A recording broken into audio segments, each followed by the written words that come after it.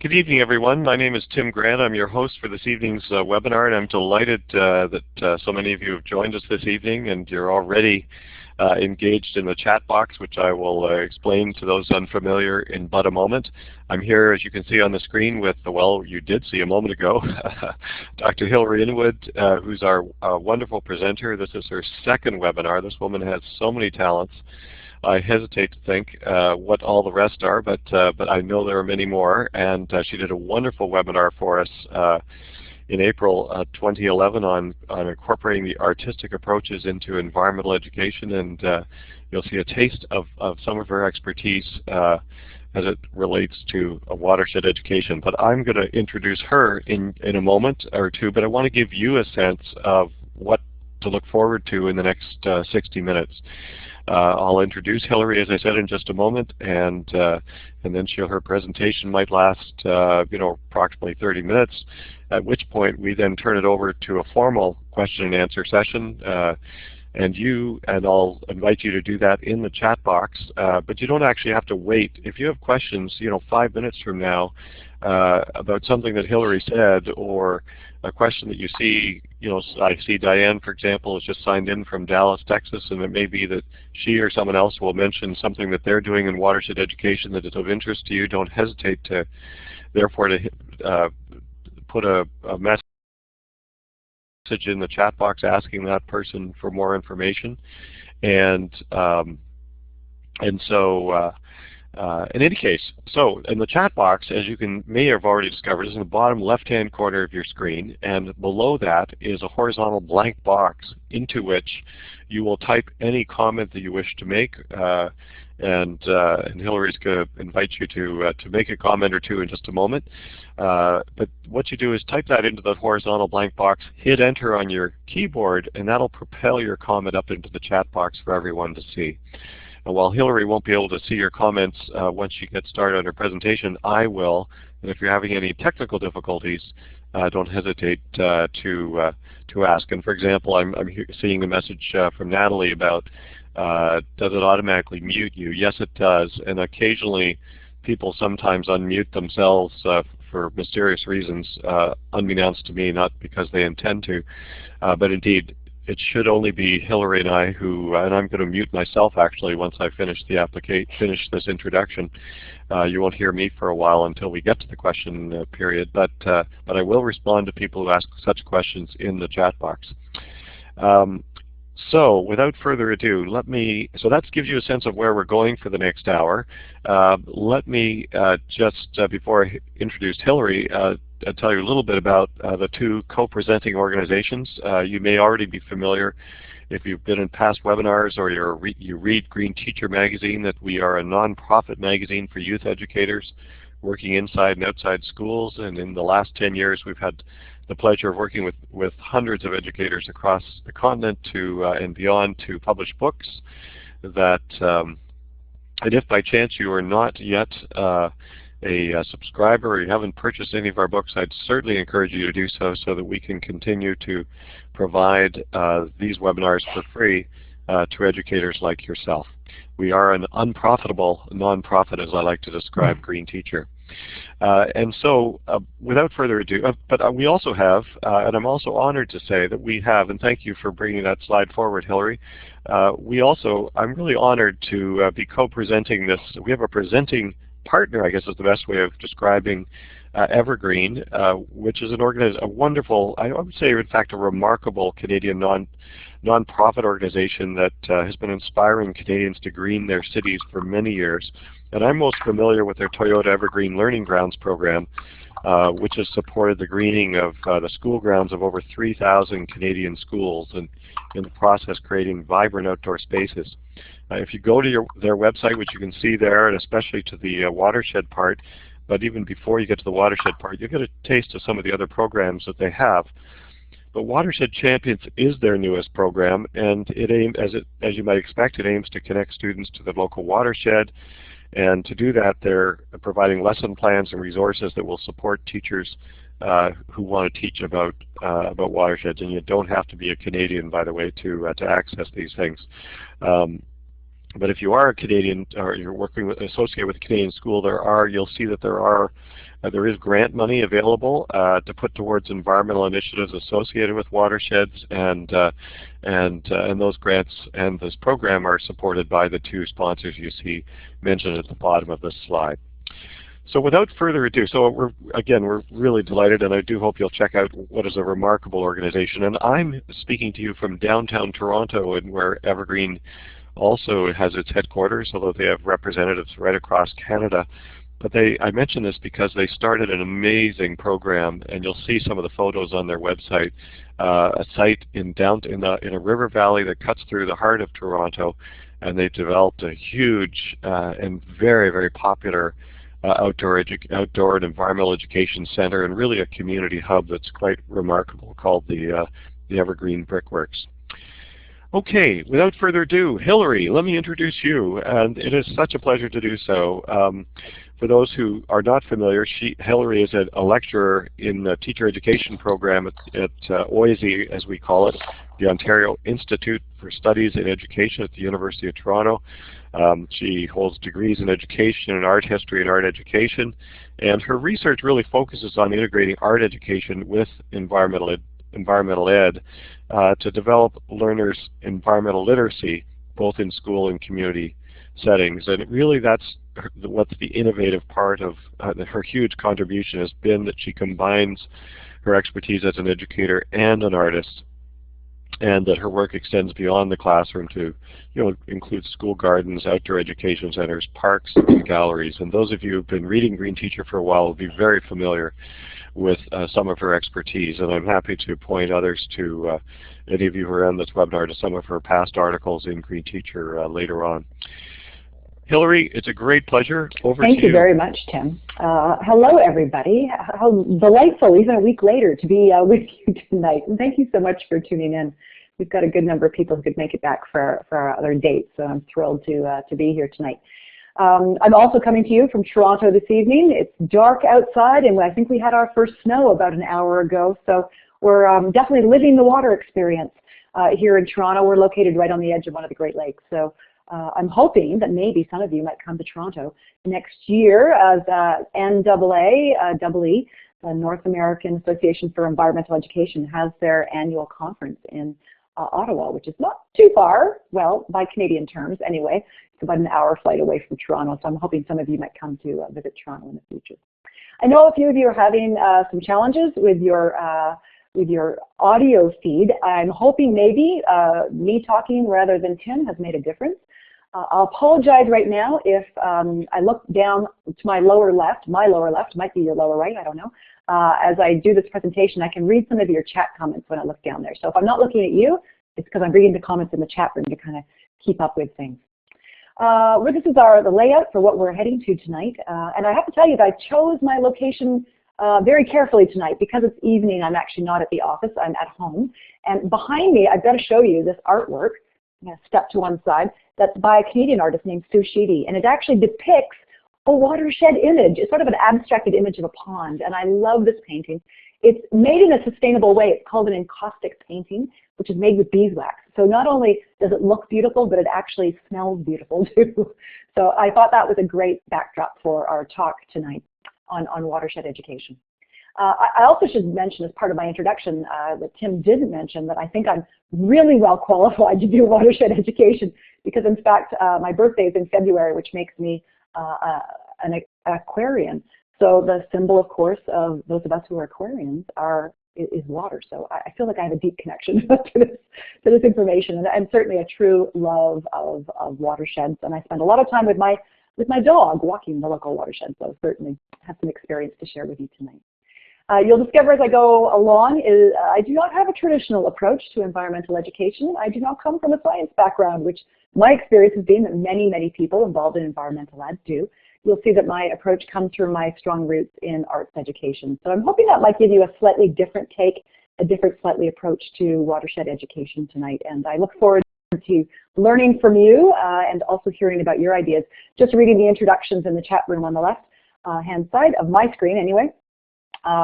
Certainly there's many, many experienced environmental educators with us tonight. So thrilled to have you here, and I look forward to hearing about the watershed education programs in your neck of the woods as we go through tonight's presentation. Here's a little map that we're going to do as we go along. First of all, just some introductions for all of us. Then we're going to do a quiz. Did they tell you there was going to be a quiz tonight? Darn, don't you hate pop quizzes? We're going to do a pop quiz to start off with. We're going to talk a little bit about raising awareness about watersheds, but working from creative perspectives. Because I'm an art educator, often I'm turning to artists to learn creative or innovative ways to do this kind of work with learners, be that in school settings or community settings.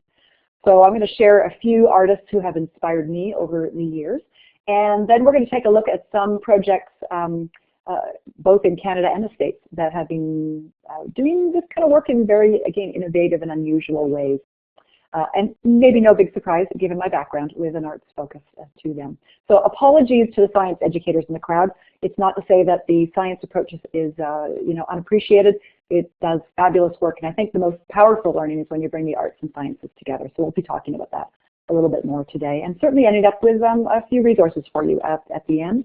And then as Tim had mentioned, we'll go back into chat mode so we can start to share some of our ideas and some of your experiences with everybody who's here with the presentation tonight. So here's our introductions. Some of you have already started this. Thank you very much. Lovely to hear a little bit about where you are and, of course, how you've been involved in the past. Could you please tell us a little bit about yourself via the chat room? We're really interested to hear where you're from, if you haven't done this already, and how you've been involved in watershed education in the past. Really impressed so far that we've got a number of very experienced watershed educators in our midst. So I look forward to hearing from you as we go through tonight's presentation. Please feel free as we go to interrupt.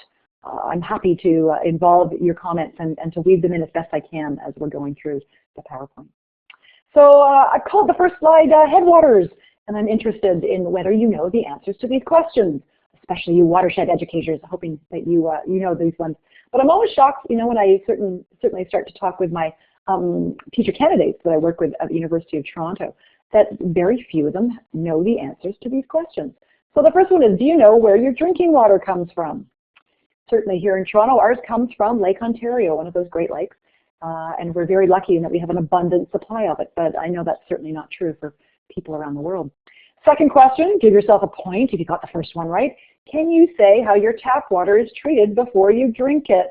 I'm hoping it's treated before you drink it. That's a tough one if it's not, but if you have your own well, you probably know that answer quite intimately, but I'm hoping many of you do know the answer to that one. Third question, where does your wastewater go to when you flush it down your sink in the kitchen or down the toilet in your washroom? Do you know where your wastewater goes? And the second question that's attached to it, do you know how your wastewater is treated before it returns to nature? Sort of a subsidiary question to that, of course, is how much water do you use in a day? Many people are saying we're using far too much in North America, and I tend to agree with them when I see the numbers, which of course vary from region to region. But I'm always shocked that people grossly underestimate the amount of water that they go through every single day. And then another question which I'm always surprised with my students, even the ones who are geography majors, can rarely answer, and that's what watershed do you live in? Here in Toronto, I live in the Humber River watershed, which is a fabulous river that drains into Lake Ontario. Beautiful park system that runs all the way along it. We feel very lucky to live so close by to it. My dog loves that watershed. She's in that river whenever she can get into it. And finally, do you know what challenges your watershed face? This is one of the, I think, defining environmental issues of our time. And it always amazes me how few people understand the challenges that their local watersheds face, but also what global challenges that watersheds face too. So how did you score here? Tell me in the chat room. Were you able to answer all of the questions? Which ones were stumping you the most? And I'm interested to know what you know about water. I'm hoping certainly the watershed educators here got perfect scores. Kelly says she didn't do so good. And Liz, geez, terrible. Okay, so Liz, you know what your homework is. You're going to go back and see if you can dig up the answers to these questions later on. So I thought we'd start with a few water facts because I really had no idea how experienced you'd all be tonight. A couple that every time I go digging on water facts, I turn up new ones that continue to shock me. My newest one that I found last week, kilogram, by the way, is about 2.2 pounds for our American friends, of grain takes about 1,500 liters of water to produce. Fortunately, some of that will come, of course, from rainfall, but some of it doesn't. Some of it has to be taken from fresh water sources. In comparison, kilogram of beef, again about 2.2 pounds of beef takes, wow, 15,000 liters of beef. So you can certainly understand why people are turning towards more of a grain-based or vegetarian diet these days, and how that has an impact beyond the lives of the animals, which of course is crucial, but has a real impact on the water that we use as well. Here in Canada, and my guess that the numbers might not be that much different in the States, 40% of our urban population in Canada doesn't have sewage treatment facilities. The places that I know this is very true of, and shockingly so, are in BC. Vancouver and Victoria are two of them, where they flow sewage directly untreated into the ocean. You didn't hear that from me, but it is true. And I know they're working on solutions to that, but it's taking longer than I think anybody would like. About 50% of treated water goes onto lawns and gardens in summer. Again, I'm guessing that in the States it's probably similar to that. Shocking, right? Because we should be using just rainwater for that, or gray water would be a better source as well. Certainly, and maybe this is not a big shock given our abuse of water around the world, that 50% of the world's wetlands have been lost since 1900. Again, a horrible number, and if we continue to go the same way in the next 100 years or so, we know what that's going to lead to, right? And that's not good news for humans, and certainly not for other forms of life around the world. And then finally, that water use has been growing at more than twice the rate of population increases. You know, these kinds of water facts and figures do remind us that water is a crucial issue for us moving forward. We've got to find better ways to make our use of water more sustainable over the long term. But it's also a good reminder that, in fact, water is not just an environmental issue, it's really a social justice issue. And a couple more facts to remind us of that, right? 483 million people have no access to improved water sources. And improved water sources in this case refer to ones that are clean, right? That they can drink from without getting diseases. Another figure there, 3.4 million people die from water-related diseases every year, one child every 20 seconds. And of course, with the terrible damage that's happened in the Philippines this week, certainly we're hearing about their water challenges. And my guess is that many, many people will succumb to water-related diseases over the next few months there. 2.6 billion people live without basic sanitation around the world.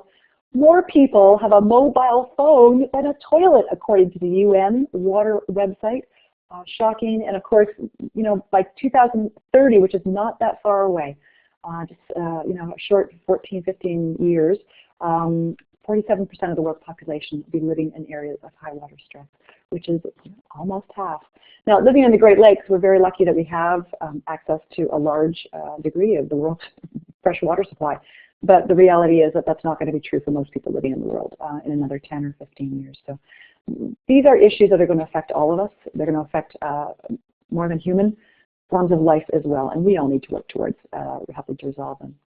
There's a huge list of issues on the left and challenges. These are just some of the ones that we can chat about tonight, and they are complex issues. They are ones, again, that involve countries all over the world. They're ones that we all need to be working to creative solutions towards, and that's one of the reasons that I thought the arts deserve better airtime when it comes to environmental education. To be fair, science educators have absolutely kept the flames going on environmental education for the last 30 years, and the arts have never had a very strong presence, and that's one of the reasons that I brought the arts into my discussion and my research, my teaching around environmental education. So I wanted to share a few of the artists who I found inspirational when it comes to water issues in the past, and tell you a little bit about how I've used them on occasion. So the first artist is a woman named Dominique Mazeaud, originally from France, though has lived in the US for many, many years. And she did a wonderful project that lasted for 7 years called The Great Cleansing of the Rio Grande, started in 1987. Dominique considers the most important relationship in her life to be that with the earth, which I think is a lovely way of valuing the way that the earth provides sustenance for all of us to live and to survive. So Dominique did something, quite ordinary in a way, but by framing it as art making, she made it extraordinary. It's one of my favorite definitions of art, is taking the ordinary and making it extraordinary.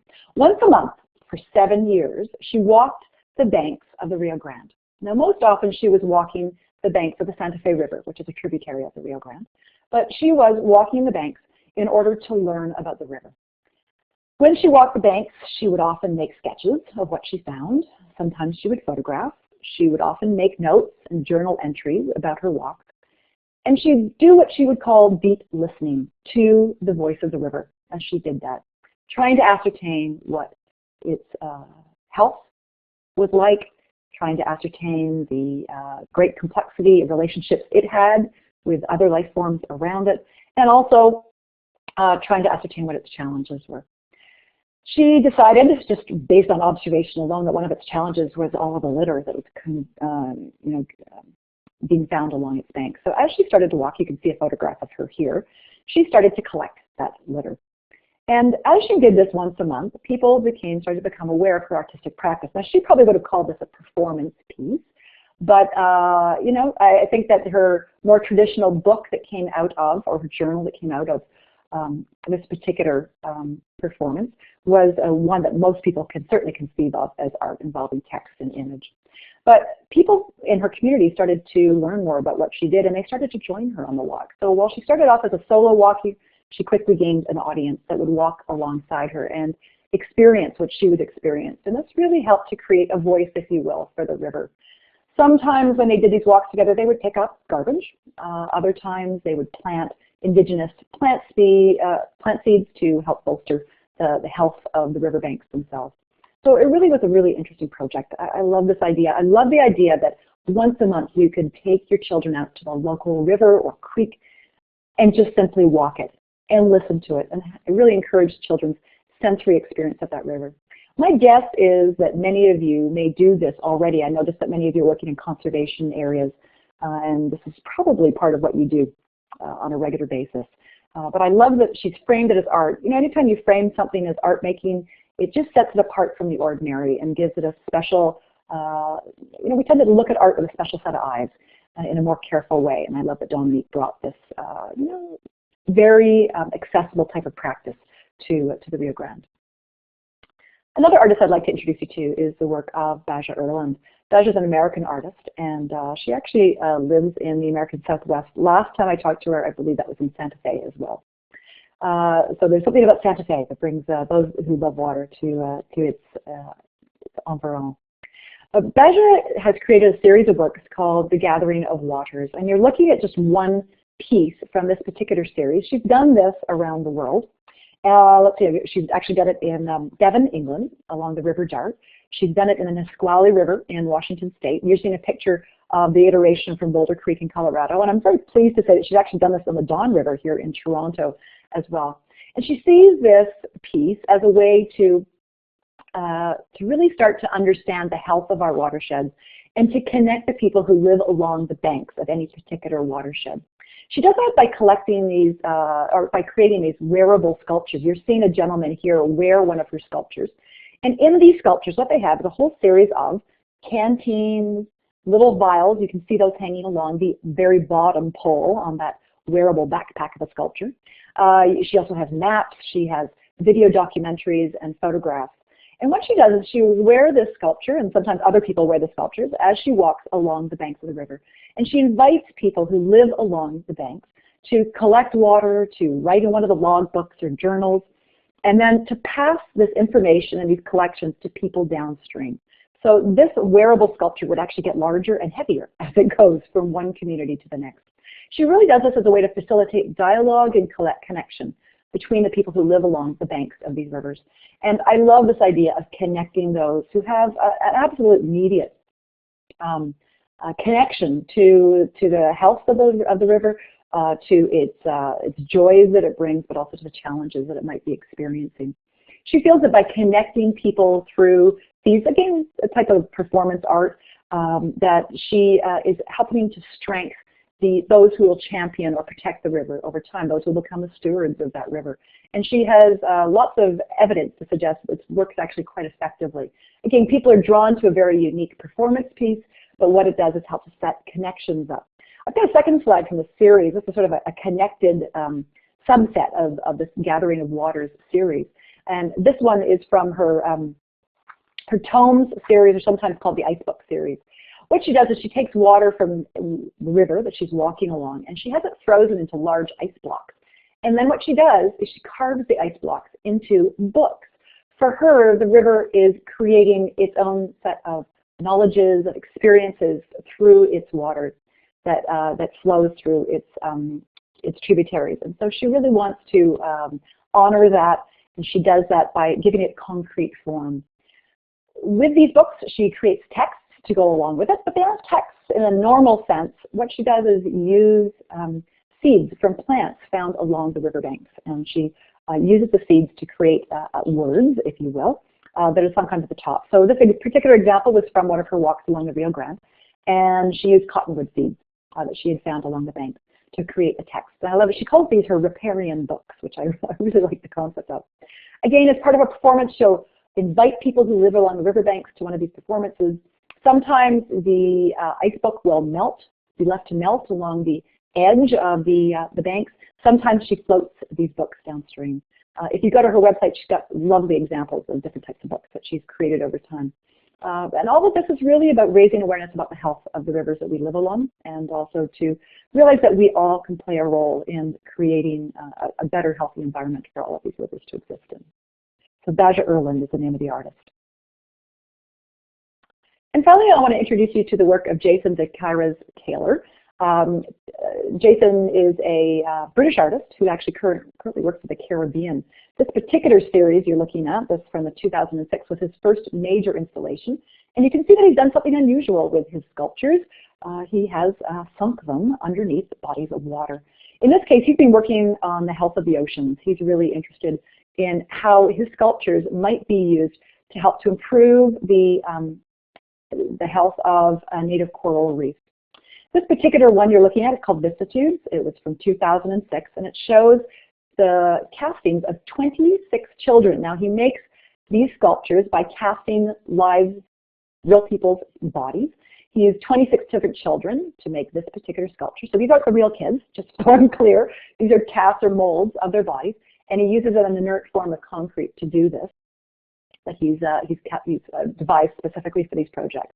And he sinks them into these bodies of water. In this case, it's Monair Bay in Grenada in West Indies.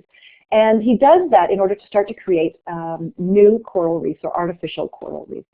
He's really concerned about the effects that scuba divers in particular have had on existing coral reefs around the world. And so he's trying to draw some attention to the degraded health of coral reefs. And he's trying to create new ones in part to draw scuba divers away from those existing coral reefs. He does this because he's got a background in scuba diving himself.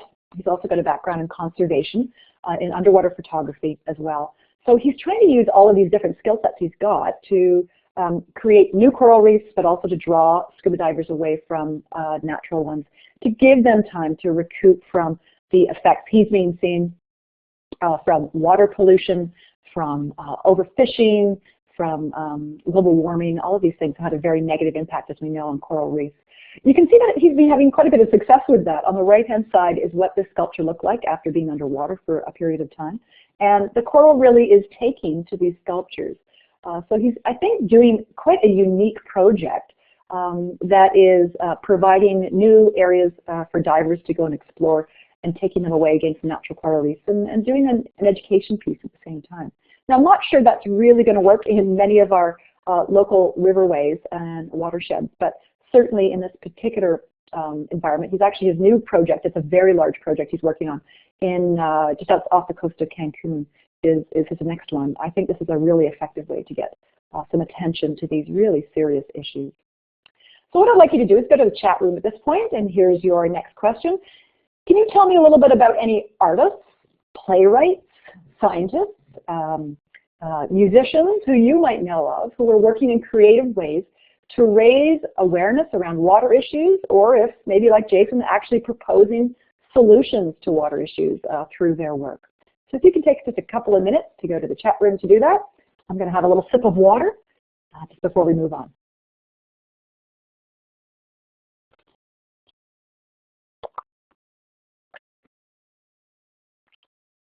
Kelly says she can't think of any off the top of their head. Oh, Nancy says Andy Goldsworthy, a great one to mention. I did debate about including Goldsworthy's work, Nancy, tonight, but I have to admit that Goldsworthy is very well known now around the world, but he does do a fabulous job with water.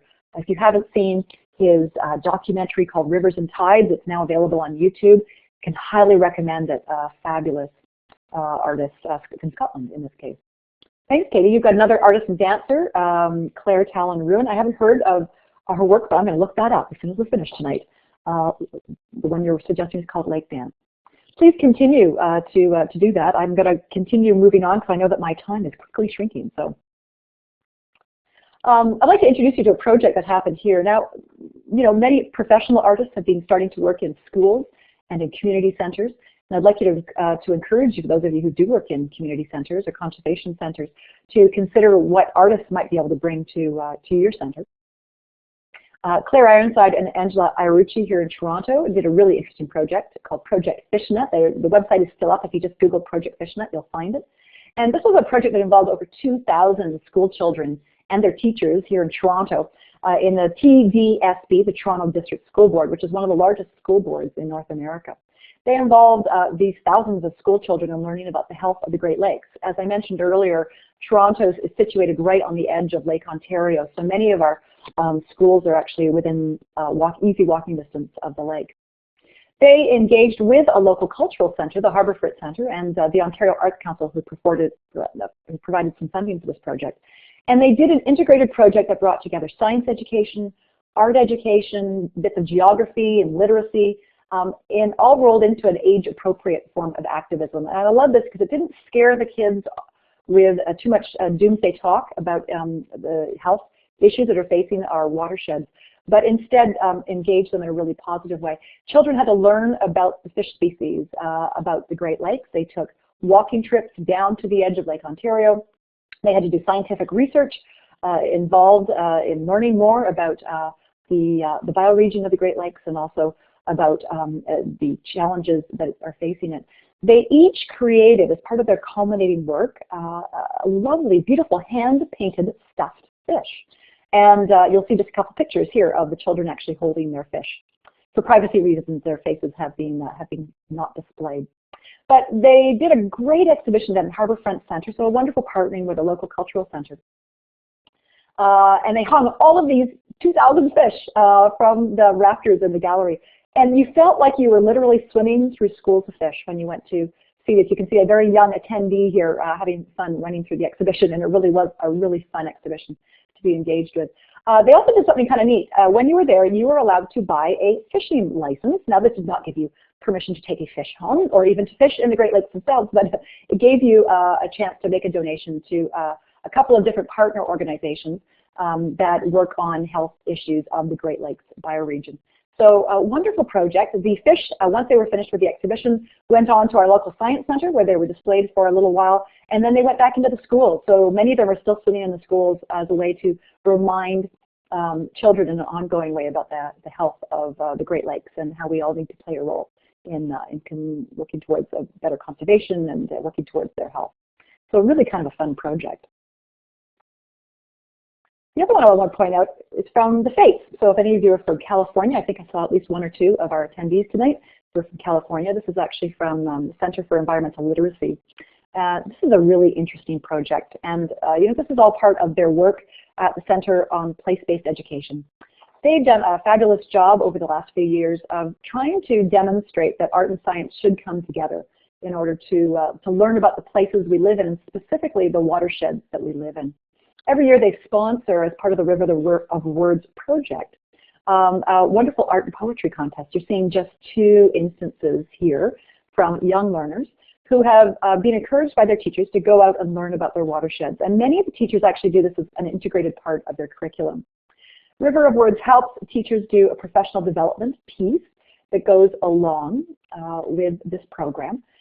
They help Teachers learn different mechanisms for sharing watershed education with their learners in classrooms. And they do this through PD with the teachers. They do it through traveling exhibits, through publications and community-based programs.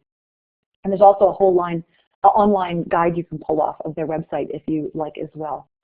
So they've been doing this wonderful contest. There are fabulous images there that you can visit on their website, as well as really lovely examples of poetry. I can't believe that Alicia, age 10, wrote this poem on the left-hand side. I'm sure it's better than I could have done.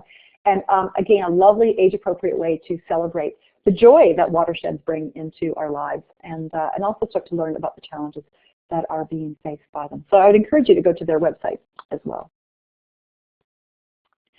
Another project I can tell you about from Toronto is from a colleague of mine at Annette Public School here in the city. The teacher is Karen Goodfellow, and she wanted me, as Karen absolutely would, to remind everybody that she is just one of many teachers in this school that has worked on this project, the Ghost River Project, at their school over the last 6 or 7 years. Starting in 2004, this school has started to investigate what's called a lost river, or a ghost river, that runs literally right underneath their school building. And this started with a very innocent question by one of the learners in Karen's classes. They've been doing some mapping of their neighborhood, and they noticed that one of the streets that runs north of the school property is windy. It's not straight, and that's very different from almost all of the streets in the neighborhood. Here in Toronto, we're set on a grid system. And so they decided, as an inquiry-based approach to learning, that they would start to investigate why that one street was windy and the others in the neighborhood are not. So what they discovered is, of course, the windy street follows the pathway of a river, a former creek bed, in fact. And the children started to ask the question, okay, well, where has the creek gone? And they discovered that when the neighborhood was instigated, about roughly 100 years ago or so, that the creek was considered to be in the way, and so it was buried underneath one of the streets. As they started to discover through archival research what happened to it, they discovered that in fact it runs right underneath the school property. And if they went to just the right location in the school basement, they could discover that they could hear this creek. They were able to track it back to a local area in Toronto called High Park. It's one of our largest urban parks. And they could actually go and find out where it daylighted. So a fabulous project for the children to do. Of course, involved a little bit of history, some geography. And these are all children, by the way, at the grade 5, 6 level that were doing this archival research. They did it in part through visiting Toronto archives. They did it in part by talking to seniors in their neighborhood who had lived there for decades. Really great project. But they also decided that it was time for the river to reappear.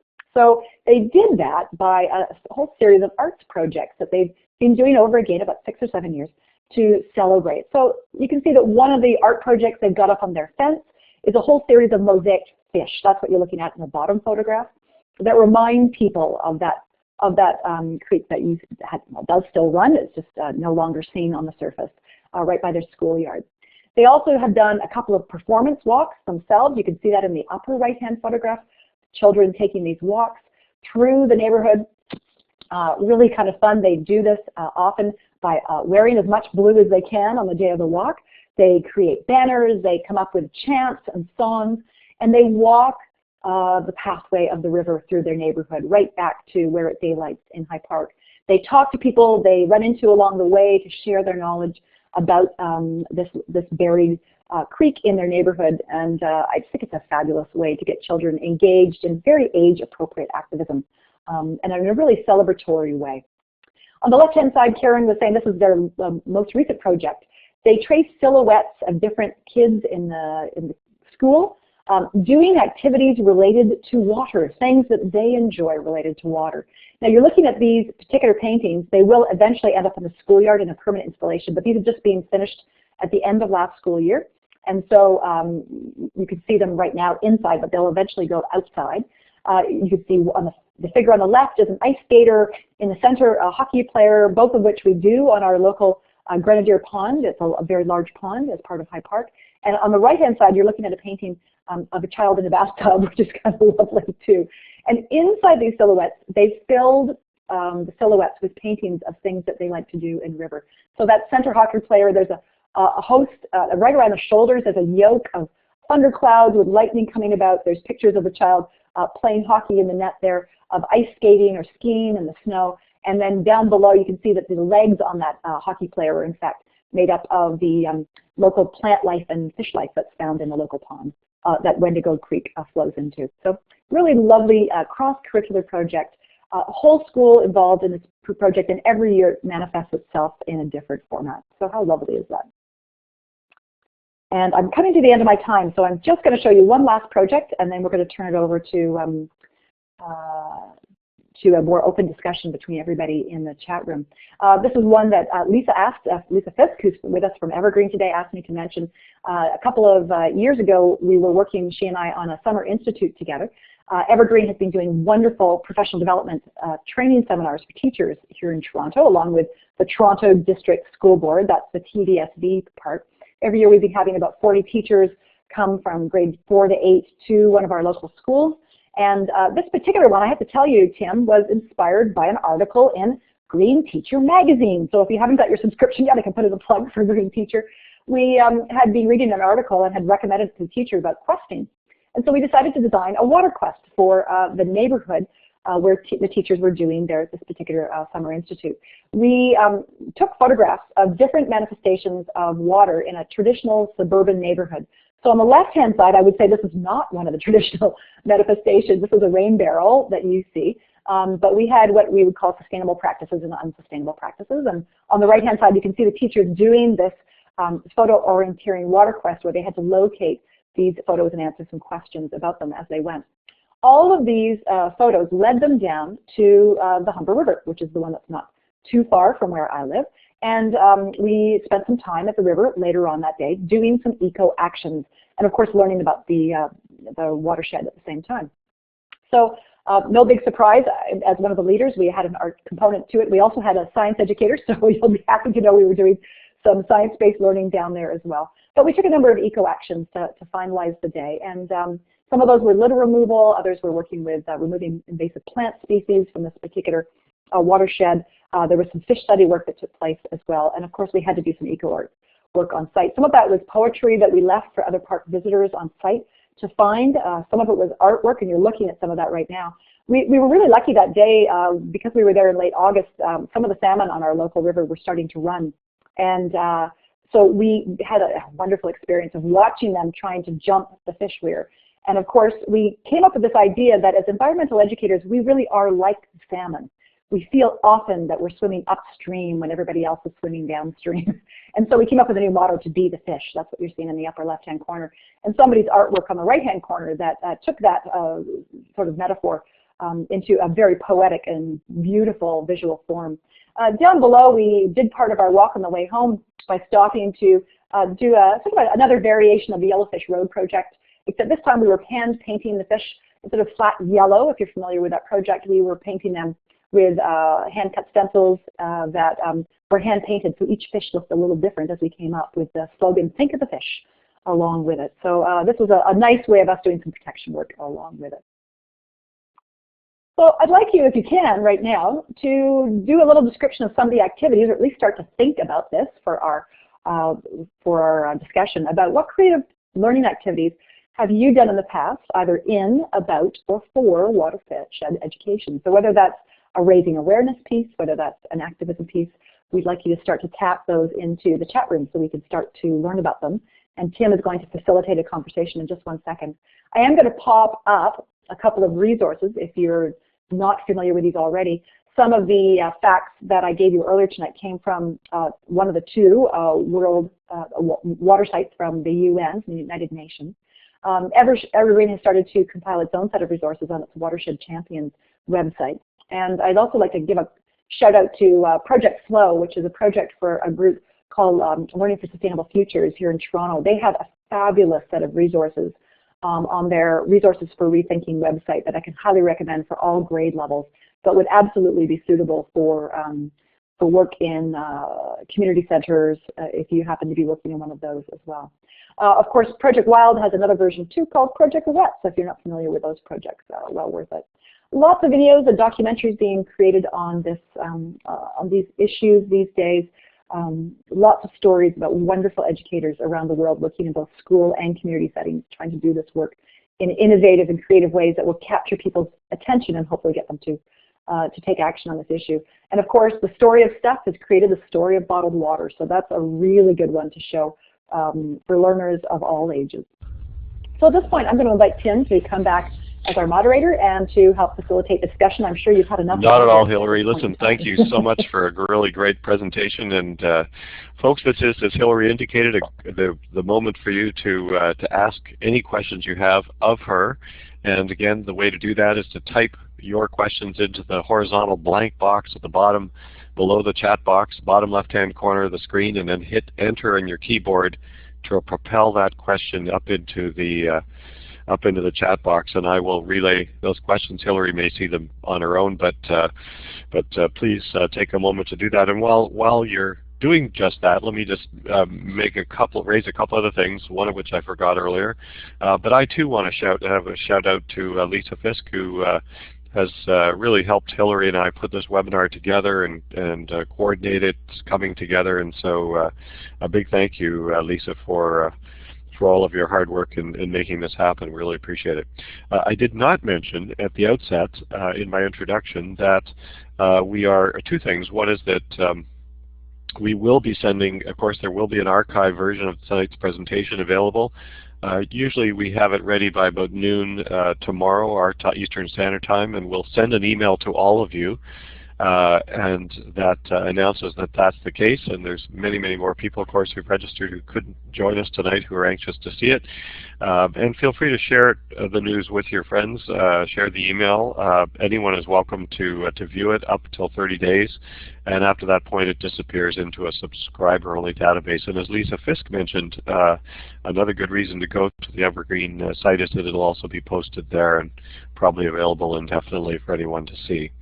And I have already been copying down the names of the artists that you've recommended. Those will be added to the sort of the background information along with the websites you see on the screen here and the names of the artists that Hilary mentioned, so you'll be able to have those as references for follow-up. So again, without further ado, feel free to type in some questions into the chat box, and I'm going to start with one myself, which is that actually, I see quite another question here, so let me start with Liz's question. Hilary, can you recommend resources for secondary students as well? There's Liz has done some Project Wild activities for grade 9 to 12 students. Are there any others you can recommend?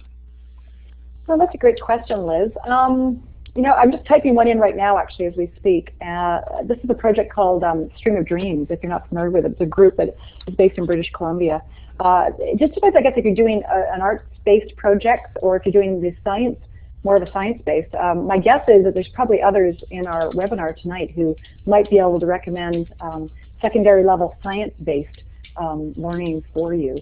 I know that certainly on the UN's water website, they had a really good, strong series of water activities for all grade levels. So it would be well worth taking a look on their website and seeing if you can find ones that might work for your particular one.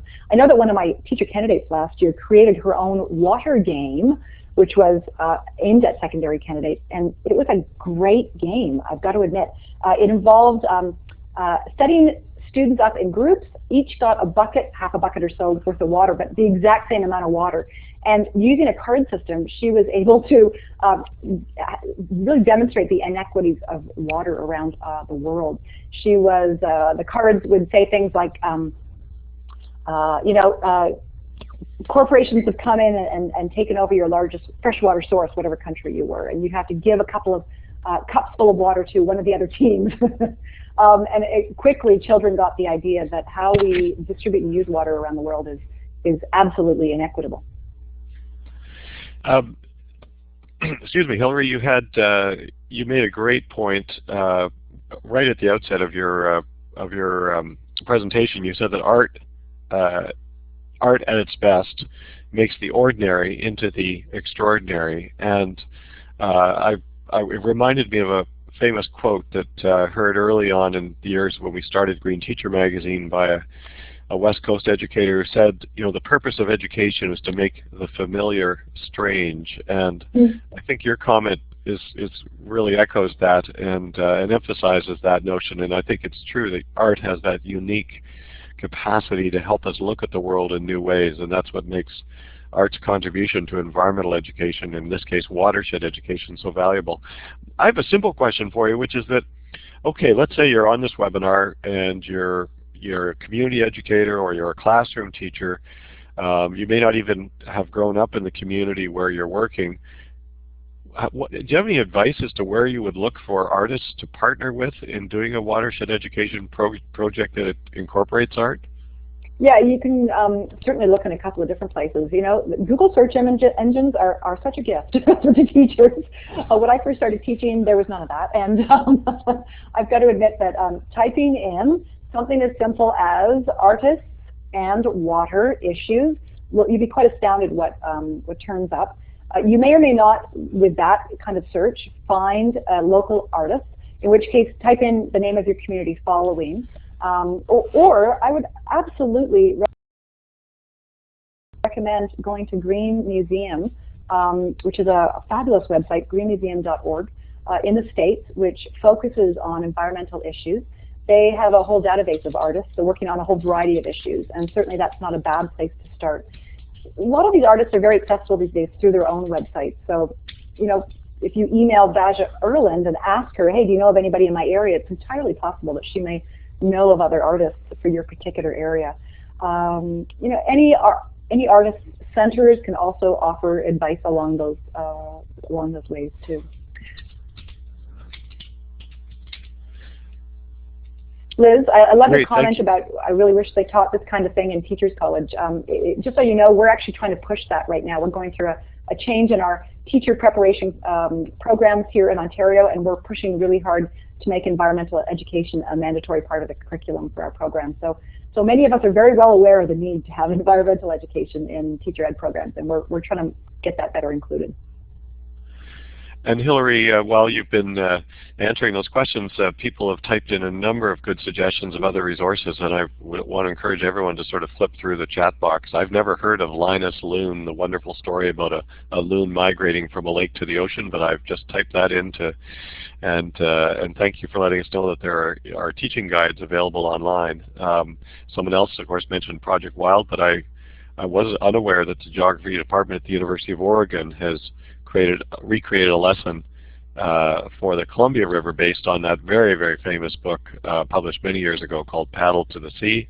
And also National Geographic has, of course, lots of resources, and so does, for those of you in the U.S., the local extension service or 4-H or wildlife stewards. And I think all of those are great suggestions. And of course, beach cleanups are another wonderful activity that students often use as Morgan mentions, to do an art-related project, and Liz has just mentioned lesluxemburger.com is another option. So please keep adding your and of course Canadian. Thanks, Liz. Canadian Geographic has a Protect Your Watershed website. It's quite a popular magazine here in Canada, and so another good resource. So keep those resources coming into the chat box, and if you have any other questions, please don't hesitate to ask them.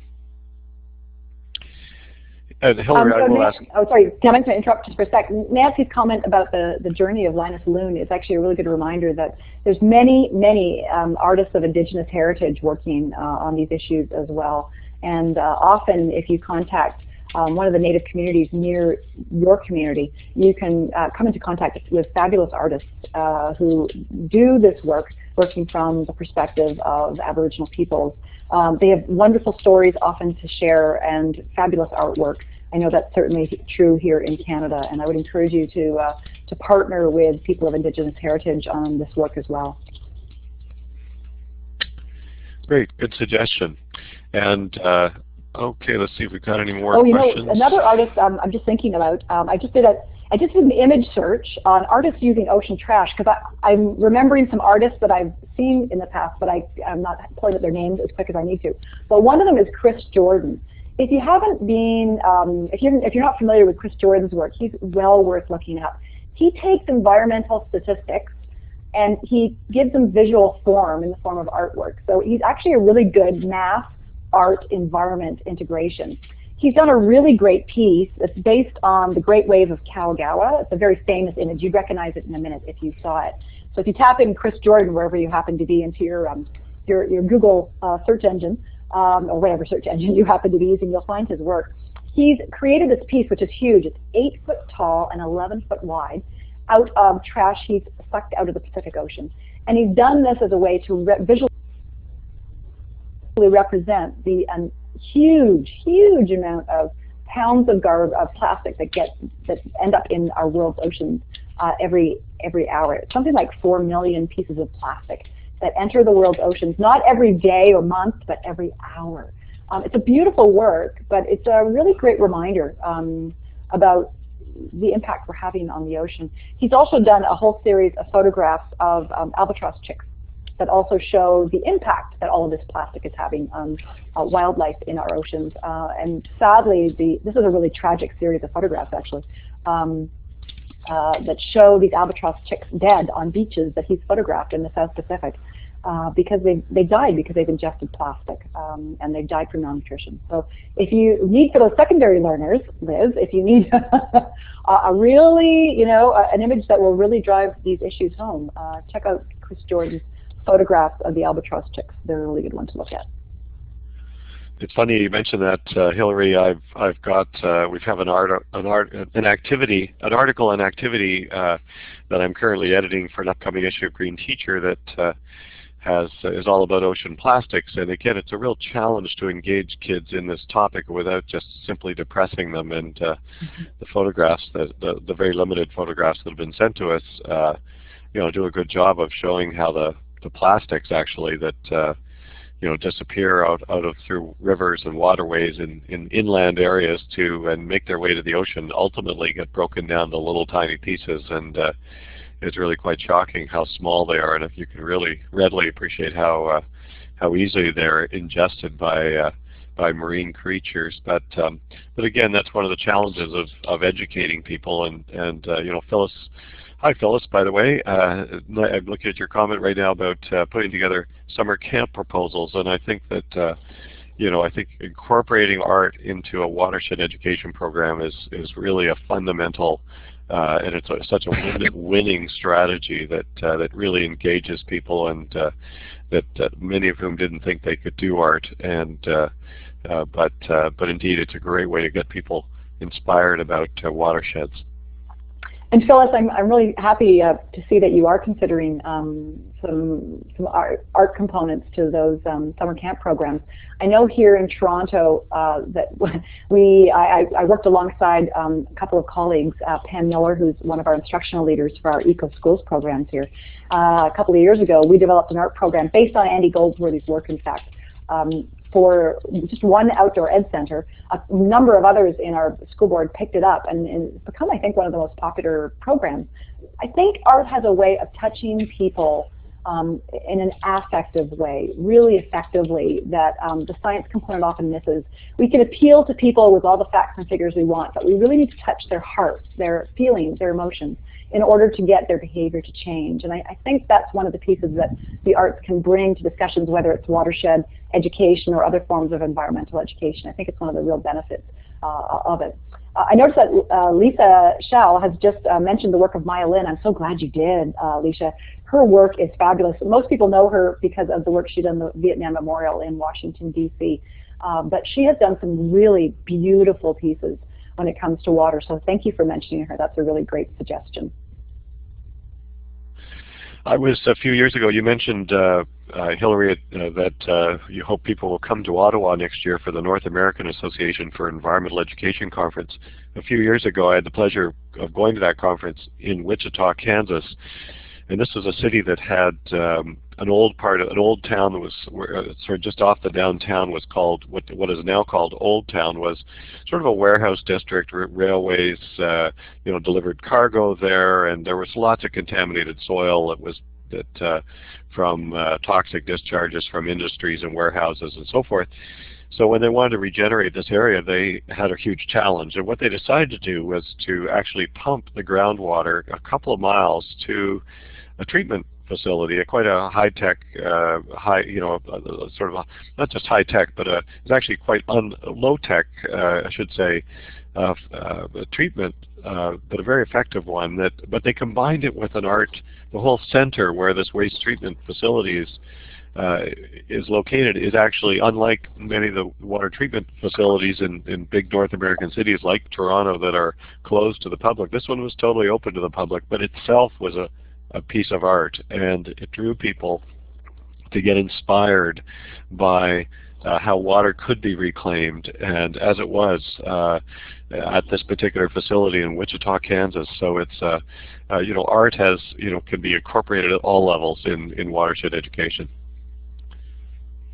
Yeah, I would completely agree with you, Tim. I think it's a fabulous addition to it. If nothing else, it certainly gets people to stand up and notice. It's a really wonderful way, I think, to capture people's attention and to hopefully encourage them to participate a little bit more in an activist kind of practice, because it's very accessible. I do want to put a plug in, by the way, for Evergreen here. Evergreen's been one of our leaders in terms of schoolyard transformation, in terms of the green of schoolyards, to make them really rich. Learning grounds. And I noticed that at their last conference that they have really wonderful examples from around the world of schools incorporating water elements now into schoolyards as a way for children to learn about water and to really make it part of their daily lives. So you can certainly visit the Evergreen website for that. In fact, Lisa Fisk, I'm wondering if you could type in the name of the conference that happened this fall, because there were some great examples. It's slipping my memory right now, Lisa, but if you can type it in, the conference that we had in Toronto this fall with Evergreen, that was really giving great examples of schoolyard designs from around the world.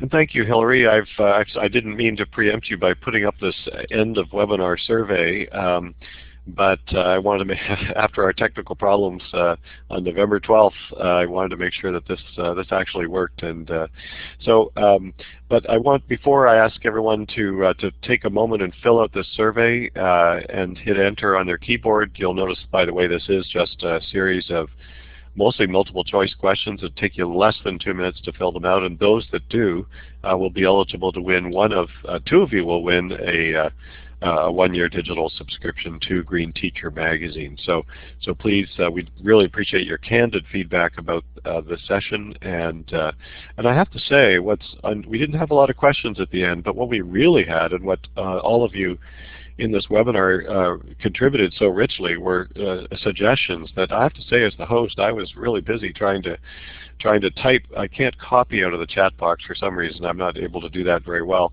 I need to figure out how to do that better. But I was hand typing all the suggestions you made, and so that I could include them all in the email that we send out tomorrow, the follow-up email, that so that everyone, all of you and others, will who view the archive in the coming weeks will have access to the many rich suggestions that you've contributed to tonight's webinar. So thank you very, very much for that. And again, if you can take a moment to fill out the survey, we'd be very appreciative. Both our co-presenting organizations, Green Teacher and Evergreen, are anxious to get your feedback and your suggestions. And so please do take a moment to have a look at that. And of course, we have more webinars coming up, and we're going to be co-presenting another one, or perhaps two, with Evergreen in the future. So if you like this one, I can only suggest that you'd like the subsequent ones as well. And of course, you can see the lineup of Green Teacher's other webinars at greenteacher.com anytime you take a moment to visit that site. So thank you very, very much, folks. And can I say thank you very much to everybody? In fact, I just looked up the artist vote. Thank you very much. Diane, that's one I didn't know about, so it's fascinating. And if anybody wants to get hold of me, you can go to my website, which is Hilary Inwood, www.hilaryinwood.ca. Lots of examples of eco artwork with children on the website, and you can get hold of me if you want to email and continue the conversation. And thank you, Hilary. I will have to add that URL to the list as well. And thanks Diane for letting me know that Control C to copy. That's what I need to do, and I will do that because I actually like to copy all the chat box to share with the presenters afterwards. So thank you, Diane, for that. And you've just bumped up my Blackboard collaborative literacy a couple of notches. So much appreciated. And Hilary, thank you for a fabulous presentation. It really was a rich one, as you can see from the comments pouring into the chat box. And I was so grateful that you were willing and able to reschedule when I had problems on November 12th, and I'm really glad so many people were able to join us, and looking forward to being able to share this with many more in the coming weeks. Thanks, Tim. And by the way, you also scored highly on great backdrop behind you. So I'm going to turn off the recording here. Let me do that before we chat further.